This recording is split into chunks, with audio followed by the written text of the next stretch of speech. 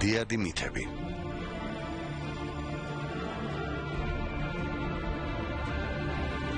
დოკუმენტური სერიალის ავტორი ფრანსუა ბუნელი.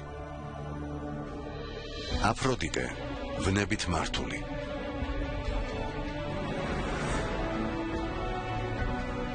რეჟისორები კამილ დალბერა, სილვენ ბერჟერი.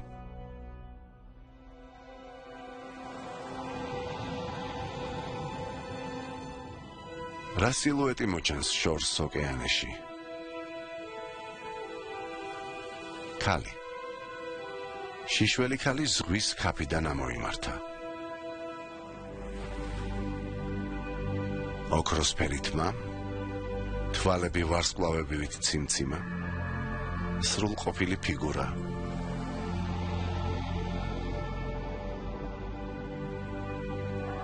კანი ზღვის ქაფივით თეთრი.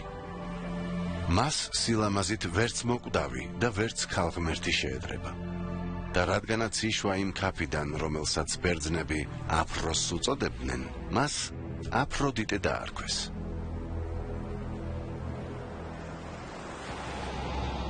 აფროდიტე სამწუხაროდ მის სილამაზეს ორაზროვნება დაჰყვა. ქალღმერთის შთამბეჭდავი მოხდენილობა და სრულყოფილი ღიმილი მომაჯადოებელი გახლდათ, ხოლო მისი ბობოქარი დაბადება დაუოკებელ ვნებას აღძრავდა. გახსოვთ? ათასობით წელი გეა, დედამიწის ქალღმერთი, თავისი ქმრის, ურანოსის, ცის ღმერთის ტყვე იყო. ირიჟრაჟებდა თუ არა, ცოლისგან განცალკევებით ყოფნა წამითაც არ შეეძლო, წურბელასავით ეწებებოდა.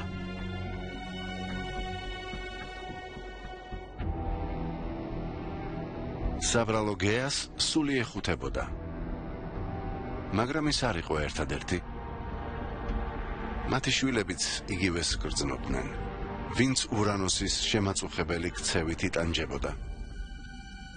ყოველ ჯერზე, როცა დედის წიაღიდან გამოსვლას ცდილობდნენ, ურანოსი ძალით უკანვე აბრუნებდა.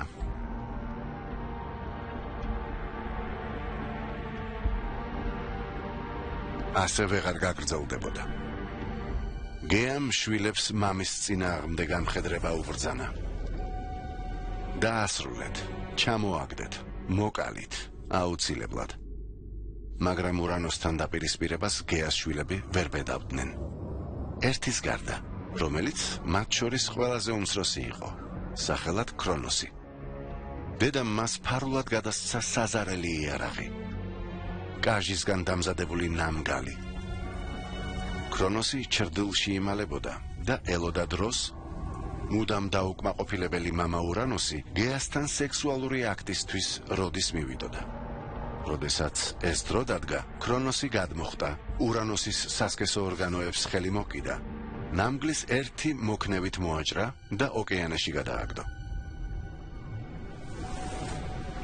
ურანოსის დასახიჩრებული სასქესო ორგანოებიდან სისხლისა და სპერმის ნაკადულები ამოიფრქვა და ზღვის ზედაპირზე ატივტივდა. საბოლოოდ ქაფ შეერწყა და გაანაყოფიერა. აფროდიტე ამ უჩვეულო კავშირის შედეგად გაჩნდა. აფროდიტე ჭეშმარიტი სიყვარულისა და სექსუალური მიზიდულობის სიმბოლოდ უნდა ქცეულიყო. ის უნდა გამხდარიყო ქალღმერთი, რომელიც ქორწინებას შეუწყობდა ხელს. ამავე დროს მამაკაცებსა და ქალებს, ქმრებსა და ცოლებს უკიდურესი ეროტიკული ქცევისკენ უბიძგებდა. მოკვდავებს ვნებასა და გარყვნილებას შთააგონებდა.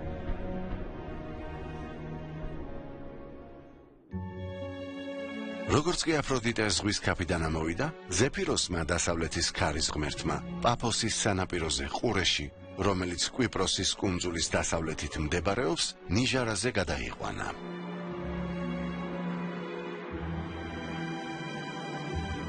ზეფიროსმა აფროდიტე ჩააბარა ჰორებს, კეთილგანწყობილ ღვთაებებს, რომლებიც 4 სეზონს განასახიერებდნენ და მისი განათლება დაავალა. ჰორებმა აფროდიტეს ასწავლეს, როგორ ყოფილიყო ელეგანტური და მომხიბვლელი. ასევე გადასცეს საუცხოო საჩუქარი, ულამაზესი ოქროს სარტყელი, ჯადოსნური ქამარი, რომლის წყალობითაც მის მომხიბვლელობას ვერავინ გაუძლებდა.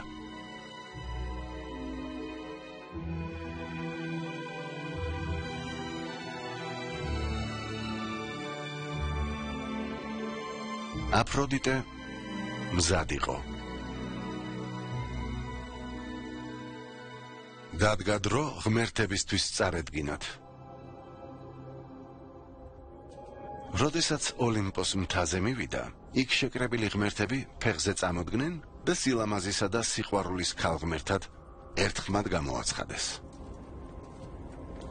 ზევსმა განაცხადა, რომ ასეთი ქალური მშვენიერების განსახიერება მარტო არ უნდა ყოფილიყო.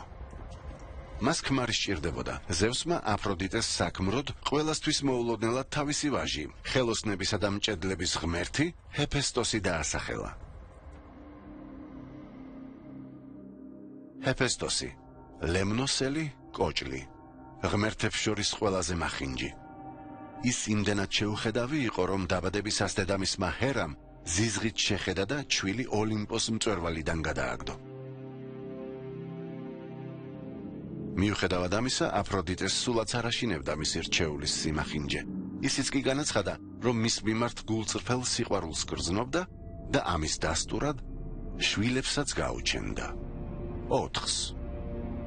თუმცა არც ერთი ყოფილა ჰეფესტოსის შვილი.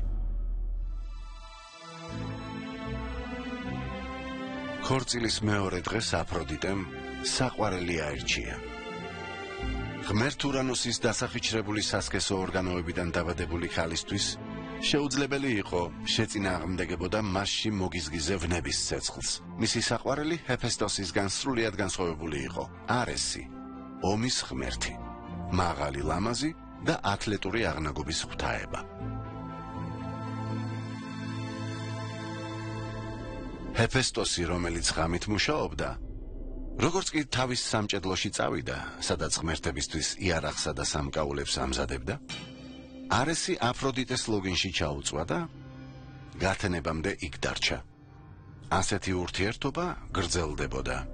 საბრალო ჰეფესტოს კი ეჭვიც არ გასჩენია. მაგრამ როგორც ყოველთვის შეყვარებულები საბედისწეროს შეცდომას მაინც უშვებენ ხოლმე. ერთხელაც საწოლში გვერდ მწოლიარე აფროდიტე და არესი ისევ სიყვარულით ტკბებოდნენ და ირიჟრაჟა კიდეც. გათენება კი გახლდათ დრო, როდესაც მზის ღმერთი ჰელიოსი ტოვებდა თავის საძინებელს ოლიმპოზე, რათა აღმოსავლეთიდან დასავლეთში ყოველდღიური მოგზაურობა დაეწყო. ერთ-ერთი პრივილეგია, რომლითაც ჰელიოსი სარგებლობდა, იყო ის, რომ შეეძლო ზემოდან დაენახა ყველაფერი, რაც დედამიწაზე ხდებოდა. იმ დილით ნანახმა კი გააოცა აფროდიტე და არესი გადახლართულნი ჰეფესტოსის საწოლში. ჰელიოსი, ისევე როგორც სხვა მამაკაცი ღმერთი, გულგრილი არ იყო აფროდიტეს მიმართ. თავადაც ისურვებდა არესის ადგილას ყოფილიყო. თუმცა აფროდიტესგან თავს უარყოფილად გრძნობდა, ამიტომ ნანახი მაშინვე ქმარს აცნობა. ჰეფესტოსს თავზარი დაეცა. ნუ თუ ეს მისი სუფთა, მშვენიერი, ტკბილი საყვარელი აფროდიტეა. ბრაზი ახრჩობდა და სირცხვილის ტანჯავდა. გადაწყვიტა შური ეძია და შურის ძიებისთვის შემზარავი და დახვეწილი რამ მოიფიქრა. იმავე ღამით სახელოსნოში ჰეფესტოსმა თავისი ოსტატობით ბრინჯაოს სანადირო ბადე დაამზადა. ეს ბადე იმდენად წვრილი იყო, რომ შეუიარაღებელი თვალით არც კი ჩანდა. წვრილი, თუმცა მისი გაჭრა შეუძლებელი იყო. შემდეგ აფროდიტეს სარყოფნაში საძინებელში შევიდა და ბადე საწოლის სვეტებზე მიამაგრა. როგორც კი დარწმუნდა, რომ ხაფანგი იდეალურად იყო მოწყობილი, ოლიმპოზე ყველას გამოუცხადა დიდი ხნით მივემგზავრებიო. როგორც ივარაუდა, ორგულმა ცოლმა არ შესთავაზა გამოგყვებიო. ქმარს ნაზა დაკოცა, ხელის დაქნევით გააცილა და როგორც კი თვალს მიეფარა, სიხარულით შეხტა.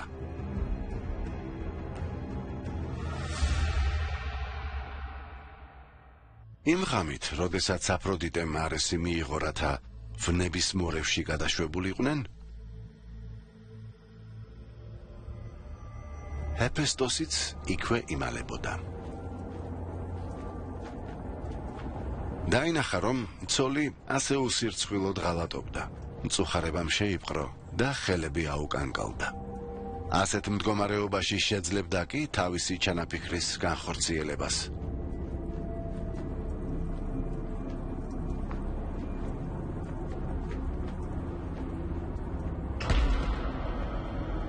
მაგრამ აი ორი შეყვარებული ბრინჯაოს ბადეში გამომწყდეული ცდილობს თავის დაღწევას.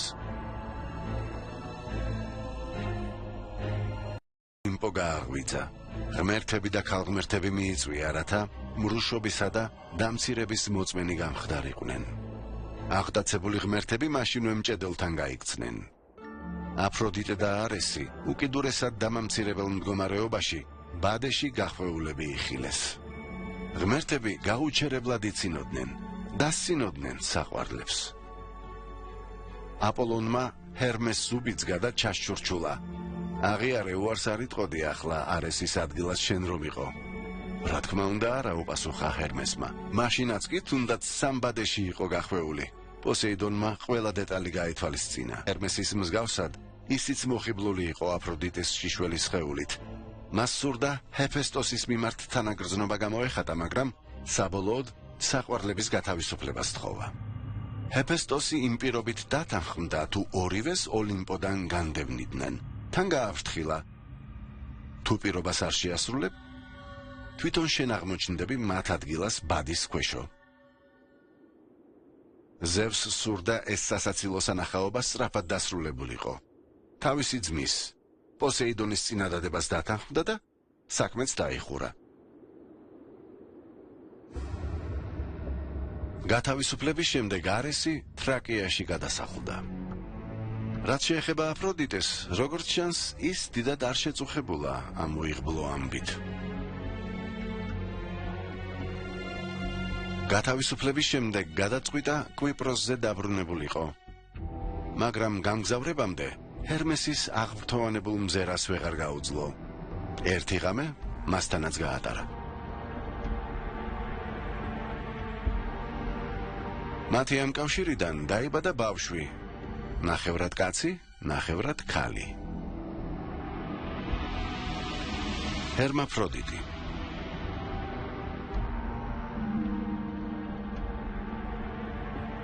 თუმცა აფროდიტე თავს მაინც დამცირებულად გრძნობდა, ამიტომ გადაწყვიტა შური ეწია. დაცინვისთვის ღმერთებს პასუხი უნდა ეგოთ.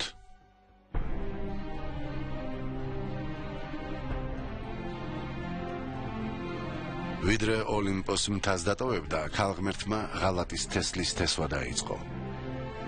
ამსხვრევდა გულებს, შეყვარებულებს ერთმანეთს აშორებდა. ზოგ ღმერთს ართმევდა სიყვარულს. ზოგის გულს კი ვნებით აგიზგიზებდა.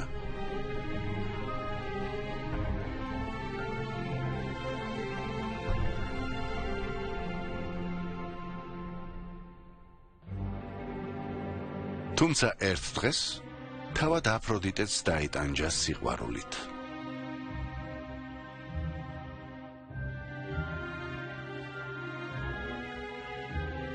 მოულოდნელმა შეხვედრამ მისი ცხოვრება სამუდამოდ შეცვალა. კვიპროსის მეფის ქალიშვილი, ახალგაზრდა პრინცესა სახელად მირა, აცხადებდა, მე იმდენად მშვენიერი ვარ, რომ სილამაზისა და სიყვარულის ქალღმერთის აფროდიტეს თაყვანისცემას აზრი არ აქვსო. ამის გამო ქალღმერთი ძლიერ განრისხდა და გადაწყვიტა ამ კრეხელობისთვის პრინცესა დაესაჯა. თავხედ მირას მამის მიმართ დაუოკებელი ვნება აღუძრა. ერთ ღამეს სურვილით შეპყრობილი მირა მამას ლოგინში ჩაუწვა. მათი კავშირი 12 დღეღამეს გაგრძელდა.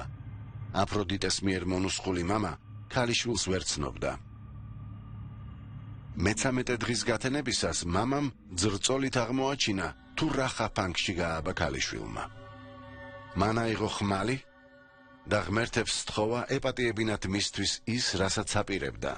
მოეკლა ქალიშვილი და შემდეგ თავი, რითიც გამოისყიდდა იმ უზნეობას, რამაც მისი სასახლე წაბილწა. შეშინებული მირა გაიქცა. ის ტყისკენ გარბოდა, მაგრამ მამამისი, მიუხედავად ხანდაზმულობისა, მაინც ეწეოდა. მირა მიხვდა, რომ აღსასრული უახლოვდებოდა, ამიტომ მიწაზე დაეცა და ზევსს დანდობას შესთხოვა.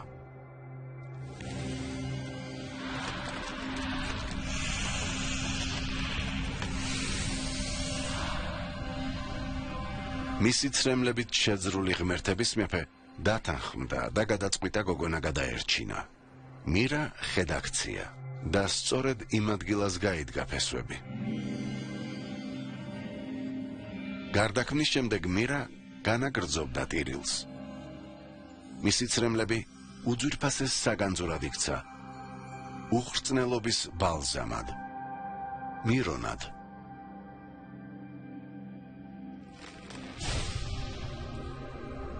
თვის შემდეგ ხე მოულოდნელად გაიპო და იქიდან ლამაზი, ახალშობილი ბიჭი გამოვიდა, ადონისი.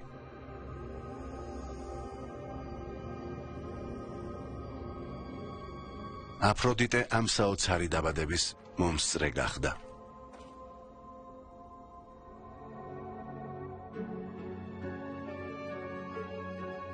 პატარა ადონისი თვალს ახარებდა. აფროდიტე მის მიმართ უკვე ვნებით იყო შეპყრობილი. ადონისი მისი საყვარელი უნდა გამხდარიყო და მხოლოდ მისი უნდა ყოფილიყო. მაგრამ ვიდრე სულწლოვანებას მიაღწევდა, სადმე უნდა დაემალა მოკვდავი ქალებისა და ქალღმერთებისგან შორს. აფროდიტემ მზრუნველობით მოამზადა აკვანი, რომელიც ყვავილებით მორთო. ჩვილი შიგ ჩააწვინა და გაემგზავრა პერსეფონესთან, ქვესკნელის დედოფალთან, რათა დროებით მისთვის მიებარებინა. ეგონა დედამიწის სიღრმეში ლამაზ ბავშვს ვერავინ შეაცდენდა და როგორც კი პირველი სიყვარულის ასაკს მიაღწევდა, მხოლოდ მაშინ წამოეყვანა. მაგრამ როდესაც პერსეფონემ ბიჭი დაინახა, ისე მოიხიბლა, რომ გადაწყვიტა თავისთვის დაეტოვებინა. გაეზარდა, მზრუნველობა და სიყვარული არ მოეკლო, რაც დედობრივ სიყვარულზე მეტი იქნებოდა.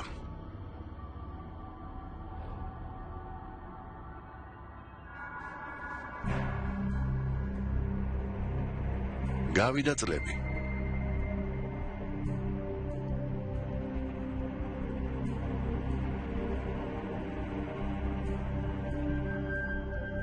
აფროდიტე ქვესკნელის დედოფალს ეწვია, რათა დაებრუნებინა ის, რაც მას ეკუთვნოდა, ადონისი, რომელიც უკვე მშვენიერ ჭაბუკად ქცეულიყო. პერსეფონემ უარი უთხრა.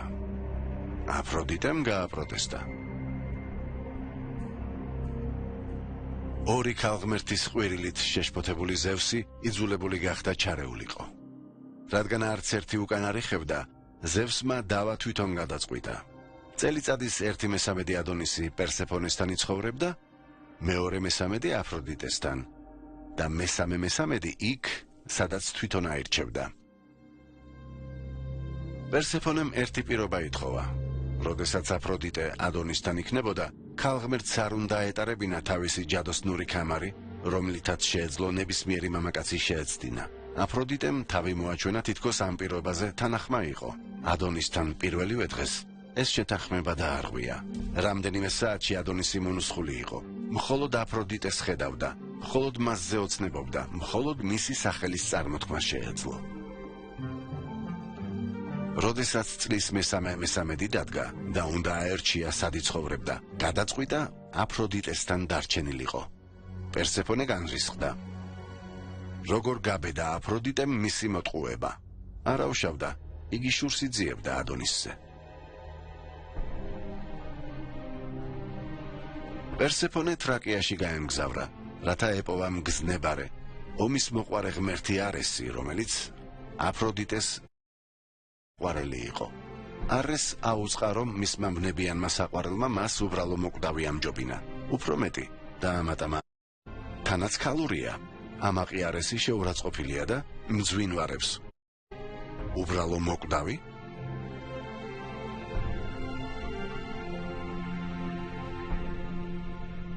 მეორე დღეს, როდესაც ადონისი ტყეში შეირნობდა, მოულოდნელად უზარმაზარი ველური ტახი დაესხა თავს.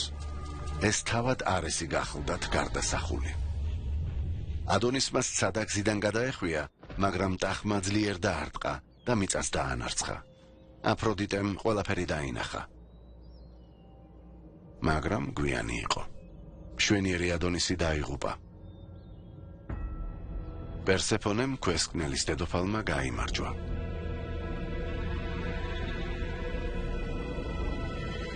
ახლა ადონისი მის სამეფოში საუკუნო რჩება.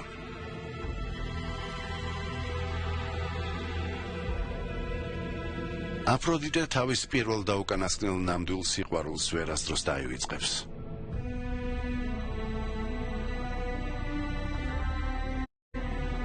ამის გამო მარადიული ტანჯვისთვის იყო განწირული.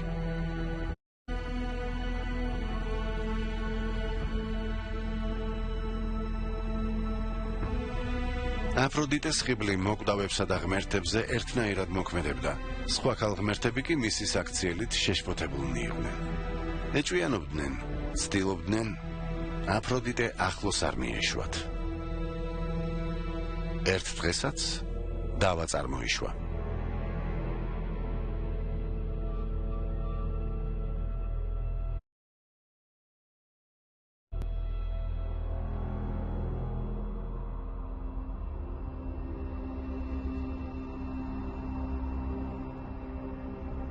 სანამ ყველა ღმერთი ოლიმპოს მთაზე დიდებულ ნადიმზე იყო შეკრებილი, ერისი, უთანხმოების ქალღმერთი, რომელიც ლხინზე არ მიუწვევიათ, რადგან ასეთ შეკრებაზე უსიამოვნებას იწვევდა, მოულოდნელად შემოვარდა და მაგიდაზე ოქროს ვაშლი დააგდო.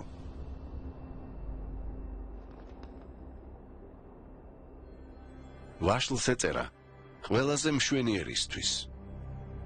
ღმერთებმა მზერა მაშინვე აფროდიტეს მიაბყრეს. როდესაც ის ვაშლის ასაღება დადგა,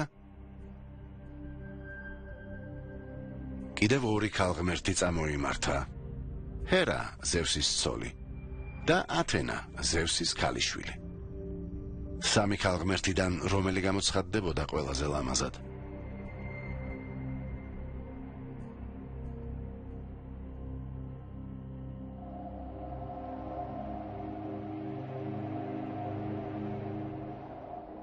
ზევსმა მისთვის დამახასიათებელი სიბრძნით გადაწყვიტა, რომ ამის გამოვლენა არა ღმერთის, არამედ მოკვდავის საქმე იყო. ამისთვის აერჩია პარისი, ტროას მეფის, პრიამოსის ვაჟი.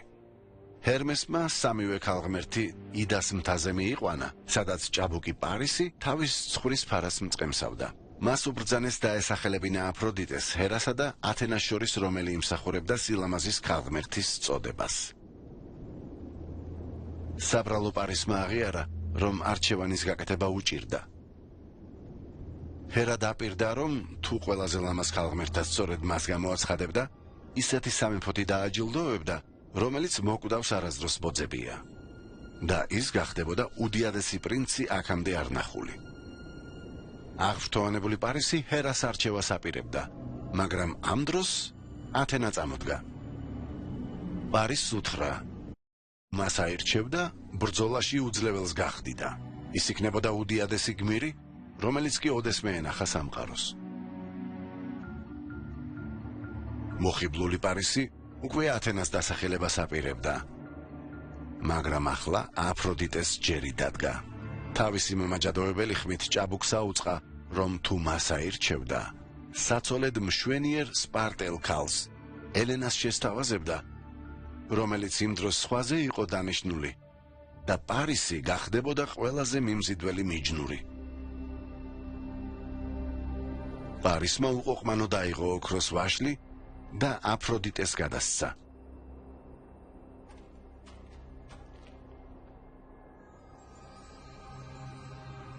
აფროდიტემაც შეასრულა თავისი პირობა. მოიხსნა ჯადოსნური ქამარი, რომელიც ყველას აჯადოებდა და პარისს მისცა.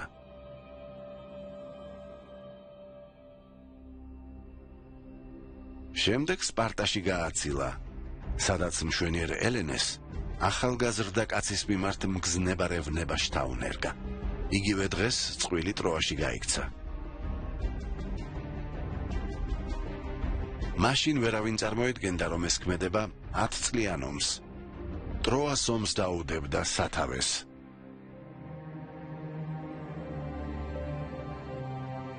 დიახ, ომს, თუმცა ომს სიყვარულის სახელით. მხოლოდ ისეთ ქალღმერთს, როგორიც აფროდიტეა, შეეძლო ასეთი ომი გამოეწვია. ამ ომში ბერძნებისა და ტროელების საოცარი სიმამაცე და ფანტაზია გამოვლინდა. უნებლიეთ მათ აფროდიტეს ულამაზესი ძალა დაამტკიცეს, რაც გამოიხატა შემდეგში. მოკვდავმა ადამიანებმა ირწმუნეს, რომ შესაძლოა ისინი ნახევრად ღმერთები იყვნენ.